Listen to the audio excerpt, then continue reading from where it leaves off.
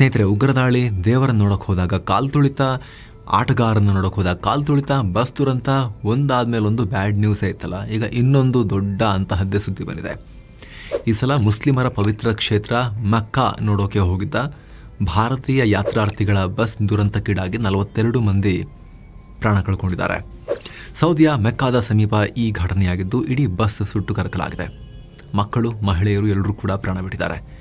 ಹಜ್ committee ಕೂಡ ಇದನ್ನು confirm ಮಾಡಿದೆ. 42 ಯಾತ್ರಾರ್ಥಿಗಳನ್ನು ಕಳ್ಕೊಂಡಿದ್ದೀವಿ ಅಂತ ಹೇಳಿದೆ. ಭಾರತ ಸರ್ಕಾರ ಕೂಡ ಸೂಕ್ಷ್ಮವಾಗಿ ಮಾನಿಟರ್ ಮಾಡ್ತಾ ಇದ್ದು ತೆಲಂಗಾಣದಲ್ಲಿ ಕಂಟ್ರೋಲ್ ರೂಮ್ ಸೆಟಪ್ ಮಾಡಲಾಗಿದೆ. ಡೀಸೆಲ್ ಟ್ಯಾಂಕರ್ ಡಿಕ್ಕಿ ಹೊಡೆದ ಪರಿಣಾಮ ಈ ದುರ್ಘಟನೆ ಸಂಭವಿಸಿದೆ. ಹೊತ್ತಿ ಉರಿದು ಸುಟ್ಟು ಹೋಗ್ಬಿಟ್ಟಿದೆ. ಈ ಬಗ್ಗೆ ಕಂಪ್ಲೀಟ್ ಮಾಹಿತಿಯನ್ನು ಈ ವರದಿಯಲ್ಲಿ ನಾವು ಪಡಿತಾ ಹೋಗೋಣ ಸ್ನೇಹಿತರೆ. ಇದೆಲ್ಲ ಆಗಿರೋದು ಸೋಮವಾರ ಬೆಳಗಿನ ಜಾವ 1:30 ಸುಮಾರಿಗೆ. ಭಾನುವಾರ ಮಕ್ಕಾದಲ್ಲಿ, ಅಂದರೆ ಪ್ರವಾದಿ ಮಹಮ್ಮದರು ಹುಟ್ಟಿದ ಜಾಗದಿಂದ ಎಲ್ಲ ಧಾರ್ಮಿಕ ವಿಧಿಗಳನ್ನು ಮುಗಿಸಿ ಯಾತ್ರಾರ್ಥಿಗಳು ಮದೀನಾ ಕಡೆಗೆ ಪ್ರಯಾಣ ಬೆಳೆಸಿದರು. ಮದೀನಾ ಅಂದರೆ ಸ್ನೇಹಿತರೆ, ಇದು ಕೂಡ ಇಸ್ಲಾಂ ಅನುಯಾಯಿಗಳಿಗೆ ಮಹತ್ವದ ಸ್ಥಳ. ಹಜ್ ಅಥವಾ ಉಮ್ರಾ ಮಾಡಿದ ನಂತರ ಮದೀನಾಗೆ ಭೇಟಿ ಕೊಡೋದು ವಾಡಿಕೆ. ಅಲ್ಲಿನ ಅಲ್ ಮಸ್ಜಿದ್ ಅನ್ ನಬಾವಿ ಮಸೀದಿಯಲ್ಲಿ ಪ್ರಾರ್ಥನೆ ಸಲ್ಲಿಸೋಕೆ ಹೋಗ್ತಾರೆ. ಅಲ್ಲಿ ಇಸ್ಲಾಂನ ಪ್ರಮುಖರ ಸಮಾಧಿಗಳಿವೆ. ಉಮಾಯದ್ ಖಲೀಫರು ತಮ್ಮ ರಾಜಧಾನಿಯನ್ನು ಡಮಾಸ್ಕಸ್ಗೆ ಬದಲಾಯಿಸುವ ತನಕವೂ ಮದೀನಾ ಮುಸ್ಲಿಮರಿಗೆ ರಾಜಧಾನಿಯಾಗಿತ್ತು, ಅಂದಿನ ಮುಸ್ಲಿಮರಿಗೆ. ಅದಾದಮೇಲೆ ಇದು ಧಾರ್ಮಿಕ ಕೇಂದ್ರವಾಗಿ ಈಗ ಉಳ್ಕೊಂಡಿದೆ.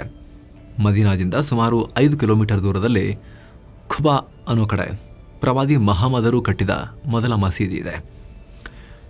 ಅದೇ ಕಾರಣಕ್ಕೆ ಇವತ್ತಿಗೂ ಜಗತ್ತಿನಾದ್ಯಂತ ಇರೋ ಕೋಟ್ಯಂತರ ಮುಸ್ಲಿಮರು ಅಲ್ಲಿಗೆ ಭೇಟಿ ಕೊಡ್ತಾರೆ. ಮಕ್ಕಾದಿಂದ ಮದೀನಾಗೆ 434 ಕಿಲೋಮೀಟರ್ ಇದ್ದು ಭಾರತೀಯ ಯಾತ್ರಿಕರು ಅಲ್ಲಿಗೆ ಹೋಗ್ತಾ ಇದ್ರು. ಆದರೆ ಸುಮಾರು 1:30 ಹೊತ್ತಿಗೆ ಮುಫ್ರಿಹತ್ ಅನ್ನೋ ಕಡೆ, ಇದು ಮದೀನಾದಿಂದ ಸುಮಾರು 165 ಕಿಲೋಮೀಟರ್ ದೂರದಲ್ಲಿದೆ, ಮರಳುಗಾಡಿನ ನಡುವೆ ಇದೆ, ಊರ ಹೊರಭಾಗದಲ್ಲಿದೆ. ಇದೇ ಜಾಗದಲ್ಲಿ ಎದುರಿಗೆ ಬಂದ ಡೀಸೆಲ್ ಟ್ಯಾಂಕರ್ ಏಕಾಏಕಿ ಬಸ್ಗೆ ಅಪ್ಪಳಿಸಿದೆ, ಡಿಕ್ಕಿ ಹೊಡೆದಿದೆ. ಘರ್ಷಣೆಗೆ ಬೆಂಕಿ ಹೊತ್ಕೊಂಡಿದೆ. ಡಿಕ್ಕಿ ಹೊಡೆದ ಗಾಡಿಯಲ್ಲೂ ಕೂಡ ಫ್ಯೂಲ್ ಇತ್ತಲ್ಲ, ಡೀಸೆಲ್. ಸಡನ್ ಆಗಿ ಬೆಂಕಿ ಎಲ್ಲ ಕಡೆ ಹರಡಿದೆ. ಪರಿಣಾಮ ಇಡೀ ಬಸ್ಗೆ ಬೆಂಕಿ ಆವರಿಸಿದ್ದು. ಅಗೇನ್ ನಾವು ಈ ಹಿಂದೆ ಈ ವರದಿಯಲ್ಲಿ ಎಕ್ಸ್ಪ್ಲೇನ್ ಮಾಡಿದ್ವಿ, ಬಸ್ಸಿಗೆ ಬೆಂಕಿ ಬಿದ್ದಾಗ ಬದುಕೋದು ಕಷ್ಟ ಯಾಕೆ ಅಂಥೇಳಿ. ಕೆಲವೇ ಕ್ಷಣಗಳು ಮಾತ್ರ ಇರುತ್ತೆ, ಸಡನ್ನಾಗೆಲ್ಲ ಆವರಿಸ್ಕೊಂಡ್ಬಿಡುತ್ತೆ. ಅದರಲ್ಲೂ ಮರುಭೂಮಿ ಅಂಥೇಳಿ ಎಲ್ಲ AC ಬಸ್ಸನ್ನೇ ಯೂಸ್ ಮಾಡ್ತಾರಲ್ಲಿ. ಸೊ ಇನ್ಸ್ಟೆಂಟ್ಲಿ ಬೆಂಕಿ ಹತ್ಕೊಳ್ಳೋಕ್ಕಿಂತ ಮುಂಚೆ ಹೊಗೆ, ಆ ಸ್ಮೋಕ್ಗೆ ಉಸಿರುಕಟ್ಟಿನೇ ಪ್ರಾಣ ಹೋಗಿರುತ್ತೆ. ಆಮೇಲೆ ಬೆಂಕಿ ಬಂದವ್ರನ್ನ ಸುಡುತ್ತೆ. ಸೊ ಇಡೀ ಬಸ್ ಸೇಮ್ ಹೈದರಾಬಾದ್ನಿಂದ ಕರ್ನಾಟಕಕ್ಕೆ ಬರ್ತಾ ಇದ್ದ ಬಸ್ ಹೇಗೆ ರೀಸೆಂಟ್ಲಿ ಬೆಂಕಿ ಹತ್ಕೊಳ್ತು ಆಂಧ್ರದಲ್ಲಿ, ಅದೇ ರೀತಿ ಸುಟ್ಟು ಹೋಗ್ಬಿಟ್ಟಿದೆ. ಗಲ್ಫ್ ನ್ಯೂಸ್ ರಿಪೋರ್ಟ್ ಪ್ರಕಾರ ಅಪಘಾತ ಆಗೋ ಟೈಮ್ನಲ್ಲಿ ಹೆಚ್ಚಿನ ಪ್ರಯಾಣಿಕರು ನಿದ್ರೆ ಮಾಡ್ತಾ ಇದ್ರು. ಬೆಂಕಿ ಹೊತ್ತಿಕೊಳ್ಳೋ ತನಕ ಅವರಿಗೆ ಗೊತ್ತೇ ಇಲ್ಲ. ಎಸ್ಕೇಪ್ ಆಗೋಕ್ಕೆ ಸಣ್ಣ ಅವಕಾಶ ಕೂಡ ಸಿಗಲಿಲ್ಲ. ಒಬ್ಬ ಯಾತ್ರಾರ್ಥಿ ಮಾತ್ರ ಗಂಭೀರ ಗಾಯಗೊಂಡು ಜೀವಸಹಿತ ಅಲ್ಲಿಂದ ಹೊರಗೆ ಬಂದಿದ್ದಾರೆ. ಆದರೆ ತುಂಬ ಗಂಭೀರ ಗಾಯಗೊಂಡಿದ್ದಾರೆ. ಇದು ಸದ್ಯಕ್ಕಿರೋ ಮಾಹಿತಿ. ಸೌದಿ ಆಡಳಿತ ಇನ್ನಷ್ಟು ಇದ್ರ ಬಗ್ಗೆ ಕ್ಲಾರಿಟಿ ಕೊಡಬೇಕು. ಅಂದರೆ ಉಳ್ಕೊಂಡಿರೋ ವ್ಯಕ್ತಿಯ ಬಗ್ಗೆ, ಅವರ ಕಂಡೀಷನ್ ಏನು ಅನ್ನೋದ್ರ ಬಗ್ಗೆ. ಮೃತಪಟ್ಟವರ ಬಗ್ಗೆ ಅಂತೂ ಮಾಹಿತಿ ಕನ್ಫರ್ಮ್ ಆಗಿದೆ. ಏನೋ ಪ್ರಾಥಮಿಕ ಮಾಹಿತಿ ಪ್ರಕಾರ ಪ್ರಾಣ ಕಳ್ಕೊಂಡವರಲ್ಲಿ ಹೆಚ್ಚಿನವರು ಎಗೇನ್ ಭಾರತದವರು, ಅದರಲ್ಲೂ ಹೈದರಾಬಾದ್ನವರಿದ್ದಾರೆ. ಇದರಲ್ಲಿ 11 ಮಹಿಳೆಯರು, 10 ಮಕ್ಕಳು ಕೂಡ ಸೇರಿದ್ದಾರೆ. ಇವರೆಲ್ಲ ನವೆಂಬರ್ 9ನೇ ತಾರೀಕು ಹೈದರಾಬಾದ್ನಿಂದ ಹೊರಟಿದ್ರು. ಅಲ್ ಮೀನಾ ಆ್ಯಂಡ್ ಅಲ್ ಮಕ್ಕಾ ಟ್ರಾವೆಲ್ಸ್ ಮೂಲಕ ಟ್ರಾವೆಲ್ ಮಾಡ್ತಾ ಇದ್ರು. ಈ ಹೊತ್ತಲ್ಲಿ ಈ ಘಟನೆಯಾಗಿದೆ. ಸುದ್ದಿ ತಿಳಿದು ಸ್ಥಳಕ್ಕೆ ಬಂದ ರಕ್ಷಣಾ ತಂಡಗಳು ಅಲ್ಲಿಂದ ದೇಹಗಳನ್ನು ರಿಕವರ್ ಮಾಡಿಕೊಂಡಿದ್ದಾರೆ. ಸೌದಿ ಅಧಿಕಾರಿಗಳು ಸ್ಥಳಕ್ಕೆ ಹೋದಾಗ ಇಡೀ ಬಸ್ ಸಂಪೂರ್ಣ ನಾಶ ಆಗಿತ್ತು. ಪ್ರಾಣ ಕಳ್ಕೊಂಡವರ ಗುರುತು ಕೂಡ ಪತ್ತೆ ಹಚ್ಚಕ್ಕಾಗಲಿಲ್ಲ. DNA ಟೆಸ್ಟ್ ಮೂಲಕ ಪತ್ತೆ ಹಚ್ಚಿ ಕುಟುಂಬದವರಿಗೀಗ ಒಪ್ಪಿಸುವಂಥ ಪರಿಸ್ಥಿತಿ ಬಂದಿದೆ ಈಗ. ಇನ್ನು ಘಟನೆ ಬಂದಲ್ಲೇ ಮೆಕ್ಕಾದಲ್ಲಿದ್ದ ಭಾರತೀಯರು ಇವ್ರನ್ನ ತಗೊಂಡು ಹೋಗಿರುವ ಆಸ್ಪತ್ರೆಗೆ ಹೋಗಿ ಭೇಟಿ ಕೊಡ್ತಾ ಇದ್ದಾರೆ. ಅವರ ಸಂಬಂಧಿಕರಿಗೆ ಮಾಹಿತಿ ತಲುಪಿಸೋಕೆ ಮತ್ತು ಅಲ್ಲಿ ಬೇಕಾದ ರೀತಿಯ ಸಹಾಯ ಮಾಡೋಕ್ಕೆ ವಾಲಂಟಿಯರ್ಸ್ ಆಗಿ ಅವರೆಲ್ಲ ಹಾಸ್ಪಿಟಲ್ಸ್ ಮತ್ತು ಚಿಕಿತ್ಸಾ ಕೇಂದ್ರಗಳಲ್ಲಿದ್ದಾರೆ. ಏನೋ ಸೌದಿಯ ಜೆಡ್ಡಾದಲ್ಲಿರೋ ಭಾರತೀಯ ಕಾನ್ಸುಲೇಟ್ ಕಚೇರಿ 24/7 ಹೆಲ್ಪ್ಲೈನ್ ಕೂಡ ಓಪನ್ ಮಾಡಿದೆ. ಹೆಲ್ಪ್ಲೈನ್ ನಂಬರ್ ಟೋಲ್ ಫ್ರೀ ನೀವು ಸ್ಕ್ರೀನ್ ಮೇಲೆ ನೋಡ್ತಾ ಇದ್ದೀರಾ. ಹಾಗೆ ನಾವು ಅವರ ಕುಟುಂಬದೊಂದಿಗೆ ಟಚ್ಚಲ್ಲಿದ್ದೀವಿ, ಫುಲ್ ಸಪೋರ್ಟ್ ಕೊಡ್ತೀವಿ ಅಂತ ಕೂಡ ಸೌದಿ ಆಡಳಿತ ಹೇಳಿದೆ. ಏನೋ ತೆಲಂಗಾಣ ಸರ್ಕಾರ ಕೂಡ ಹೈ ಅಲರ್ಟ್ ಆಗಿದೆ ಸ್ನೇಹಿತರೆ. ಎಂಥ ಸಿಚುವೇಶನ್ ನೋಡಿ, ತೆಲಂಗಾಣಕ್ಕೆ ಸಂಬಂಧಪಟ್ಟಂತೆ ಸಮುದ್ರ ದಾಟಿ ಇನ್ನೊಂದು ರಾಷ್ಟ್ರದಲ್ಲಿ ಹೋದಾಗಲೂ ಕೂಡ ಅಲ್ಲೂ ಅದೇ ರೀತಿ ಬಸ್ ಅಪಘಾತ ಆಗಿ ಬೆಂಕಿ ಹತ್ಕೊಳ್ಳುತ್ತೆ ಅಂತ ಹೇಳಿದ್ರೆ ಎಂಥ ಕೋಇನ್ಸಿಡೆಂಟ್ ಇದು. ಮೃತರ ಕುಟುಂಬಗಳಿಗೆ ಸಹಾಯ ಮಾಡೋಕ್ಕೆ ಮುಂದಾಗಿದೆ ಈಗ ತೆಲಂಗಾಣ ಸರ್ಕಾರ ಕೂಡ. ಇವರು ರಾಜ್ಯ ಸರ್ಕಾರದವರು ಕೂಡ ಪ್ರತ್ಯೇಕ ಕಂಟ್ರೋಲ್ ರೂಮ್ ಓಪನ್ ಮಾಡಿದ್ದಾರೆ. ಈಗ ಆಲ್ರೆಡಿ ಅಧಿಕಾರಿಗಳಿಗೆ ಆದೇಶ ಕೊಟ್ಟಿದ್ದೀನಿ. ನಾನು ಕೂಡ ಹತ್ತಿರದಿಂದ ಮಾನಿಟರ್ ಮಾಡ್ತಾ ಇದ್ದೀನಿ. Chief secretary K Ramakrishna Rao ಹಾಗೂ DGP ಶಿವಧರ್ ರೆಡ್ಡಿ ವಿದೇಶಾಂಗ ಸಚಿವಾಲಯದೊಂದಿಗೆ ಟಚ್ಚಲ್ಲಿದ್ದಾರೆ ಅಂತ ಹೇಳಿದ್ದಾರೆ.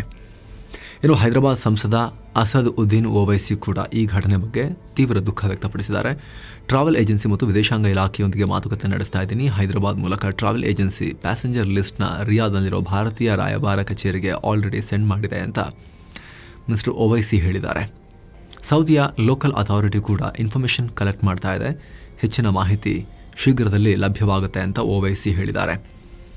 ಈ ಘಟನೆಗೆ ಭಾರತದ ಪ್ರಧಾನಮಂತ್ರಿ ನರೇಂದ್ರ ಮೋದಿ ತೀವ್ರ ಸಂತಾಪ ವ್ಯಕ್ತಪಡಿಸಿದ್ದಾರೆ. ಮದೀನಾದಲ್ಲಿ ಭಾರತೀಯ ಪ್ರಜೆಗಳು ಈ ರೀತಿ ಮೃತಪಟ್ಟಿರುವ ಸುದ್ದಿ ಕೇಳಿ ತುಂಬ ದುಃಖ ಆಗಿದೆ. ಪ್ರೀತಿ ಪಾತ್ರರನ್ನು ಕಳೆದುಕೊಂಡ ಕುಟುಂಬಗಳೊಂದಿಗೆ ನಾವು ಸಂತಾಪ ಸೂಚಿಸ್ತೀವಿ. ಗಾಯಗೊಂಡವರು ಶೀಘ್ರ ಚೇತರಿಸಿಕೊಳ್ಳಲಿ ಅಂತ ನಾನು ಪ್ರಾರ್ಥನೆ ಮಾಡ್ತಾ ಇದ್ದೀನಿ. ರಿಯಾದ್ನಲ್ಲಿರೋ ನಮ್ಮ ರಾಯಭಾರ ಕಚೇರಿ ಮತ್ತು ಜೆಡ್ಡಾದ ಕಚೇರಿ ಸಾಧ್ಯ ಇರೋ ಎಲ್ಲ ಸಹಾಯ ಮಾಡ್ತಾ ಇದ್ದಾರೆ. ನಮ್ಮ ಅಧಿಕಾರಿಗಳು ಸೌದಿ ಅರೇಬಿಯಾ ಅಧಿಕಾರಿಗಳೊಂದಿಗೆ ನಿರಂತರವಾಗಿ ಟಚ್ನಲ್ಲಿದ್ದಾರೆ ಅಂತ ಹೇಳಿದ್ದಾರೆ. ಇನ್ನು ವಿದೇಶಾಂಗ ಸಚಿವ ಎಸ್ ಜೈಶಂಕರ್ ಕೂಡ ಆಘಾತ ವ್ಯಕ್ತಪಡಿಸಿದ್ದಾರೆ. ಸೌದಿ ಅರೇಬಿಯಾದಲ್ಲಿ ನಡೆದ ಈ ಘಟನೆಯಿಂದ ತೀವ್ರ ಆಘಾತ ಉಂಟಾಗಿದೆ. ಸೌದಿಯ ರಿಯಾದ್ನಲ್ಲಿರೋ ನಮ್ಮ ರಾಯಭಾರ ಕಚೇರಿಯೊಂದಿಗೆ ಜೆಡ್ಡಾದಲ್ಲಿರೋ ಕಾನ್ಸುಲೇಟ್ ಕಚೇರಿ ಕೂಡ ಭಾರತೀಯ ನಾಗರಿಕರು ಮತ್ತು ತೊಂದರೆಗೊಳಗಾದ ಕುಟುಂಬಕ್ಕೆ ಫುಲ್ ಸಪೋರ್ಟ್ ಮಾಡ್ತಿದ್ದಾರೆ. ಮೃತರ ಕುಟುಂಬಕ್ಕೆ ಸಂತಾಪ ಸೂಚಿಸ್ತೀನಿ. ಗಾಯಗೊಂಡವರು ಶೀಘ್ರ ಚೇತರಿಸಿಕೊಳ್ಳಿ ಅಂತ ಪ್ರಾರ್ಥಿಸ್ತೀನಿ ಅಂತ ಜೈಶಂಕರ್ ಹೇಳಿದ್ದಾರೆ. ಹಾಗೆ ಕೇಂದ್ರ ಸರ್ಕಾರದ ಮಂತ್ರಿಗಳು, ರಾಜ್ಯ ಮತ್ತು ಅಂತಾರಾಷ್ಟ್ರೀಯ ಸಮುದಾಯಗಳು ಕೂಡ ಇದಕ್ಕೆ ಸಂತಾಪ ವ್ಯಕ್ತಪಡಿಸಿದ್ದಾರೆ. ಸ್ನೇಹಿತರೆ, ಸೌದಿ ಸರ್ಕಾರ ಕೊಟ್ಟ ಮಾಹಿತಿ ಪ್ರಕಾರ 2024ರಲ್ಲಿ ಹಜ್ ಮತ್ತು ಉಮ್ರಾಗೆ 1.8 ಕೋಟಿ ಜನ ಭೇಟಿ ಕೊಟ್ಟಿದ್ರು. ಅದರಲ್ಲೂ ಭಾರತ, ಇಂಡೋನೇಷ್ಯಾ, ಪಾಕಿಸ್ತಾನ, ಬಾಂಗ್ಲಾ ಮತ್ತು ಈಜಿಪ್ಟ್ನಿಂದ ಅತಿ ಹೆಚ್ಚು ಜನ ಭೇಟಿ ಕೊಡ್ತಾರೆ. 2025ರ ಹಜ್ ಯಾತ್ರೆ ತಗೊಂಡ್ರೆ ಇಂಡೋನೇಷ್ಯಾದಿಂದ 2.21 ಲಕ್ಷ ಜನ ಸೌದಿ ಭೇಟಿ ಕೊಟ್ಟಿದ್ರು.